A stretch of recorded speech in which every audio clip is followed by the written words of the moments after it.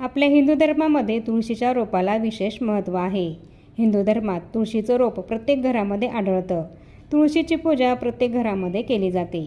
तुळशीच्या या रोपाला मातेचा दर्जा देण्यात आलेला आहे। तुळशीच्या रोपामध्ये साक्षात माता लक्ष्मी आणि श्रीहरी विष्णू या दोघांचाही वास असल्याचं मानलं जातं।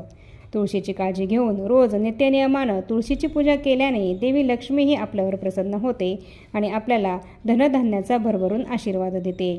अशा या तुळशीच्या रोपामध्ये आपण जर आपल्या घरामध्ये सुख, शांती, समृद्धी यावी यासाठी काही वस्तू अर्पण केल्या तर यामुळे सुद्धा माता लक्ष्मी आपल्यावर प्रसन्न होत असते आणि आपल्या घरामध्ये सुख, शांती, समृद्धी येत असते।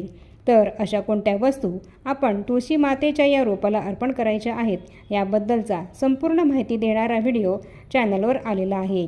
हा व्हिडिओ जर तुम्हाला बघायचा असेल तर तुम्ही खाली दिलेल्या त्रिकोणावर क्लिक करा आणि व्हिडिओ संपूर्णपणे नक्की बघा।